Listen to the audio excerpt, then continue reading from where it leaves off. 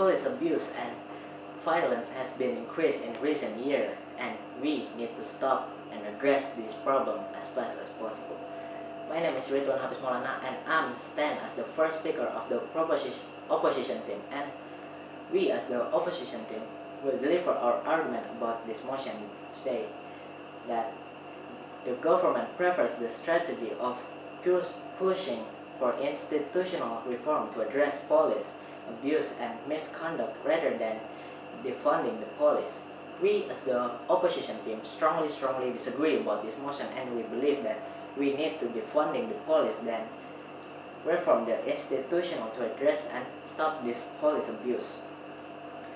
Police abuse has been increased in recent years, and it's an unforgivable act, and we believe that we need to relocating the funding than pushing for institutional reform to address their abuse and violence.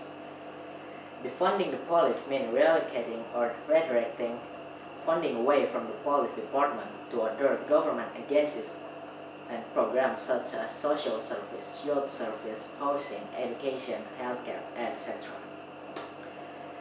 And before we deliver our argument, we want to give a rebuttal to the first speaker of the proposition team.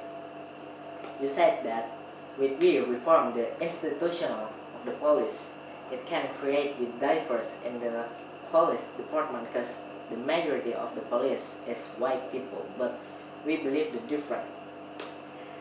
We know that if you want to apply to become a police, there's a test that you need to fulfill. There's the test and there's a requirement. And this test can be applied to everyone. Everyone can apply to this test, and everyone has the same opportunities to this test. Everyone can apply. It doesn't matter if they black people, white people, Latino or Asian people. They can apply for this test, and it already can create diverse environment without have to reform the institution. But if you ask why is the majority of the police is white people, there's a reason why the Asian people that apply, black people that apply can get into the police, because there's a requirement they need to fulfill. The requirement including their ability, their power, how fast they can run, etc., to ensure they can protect the citizen. And if the data shows that the majority of the police is white people, it means that more white people can fulfill the requirement. It doesn't mean that there's a racism in police that make Asian or black people can get into the police. My second rebuttal is that the reforming has been done in the past, and yet it still make 52 people, including George Floyd, die. And this show how the reform didn't have a successful result, and we believe that refunding is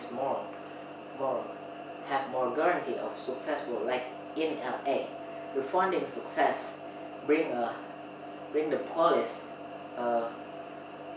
deterrent, and they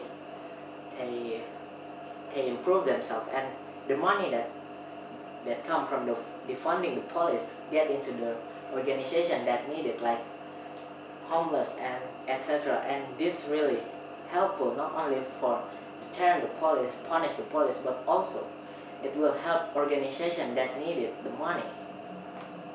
And the third argument is that you said that the police need to use camera body so that they can film everything that they can do, and this will help police to monitor the police officer. But we believe that it is not guaranteed to be make police to be better or improve, because the data from the camera body is still get into the police department, which means the data itself still get into the police department, and if they want to keep their name clean, they can manipulate the data, and this will make not only it will not be reliable to the police, but also it doesn't decrease the number of police abuse.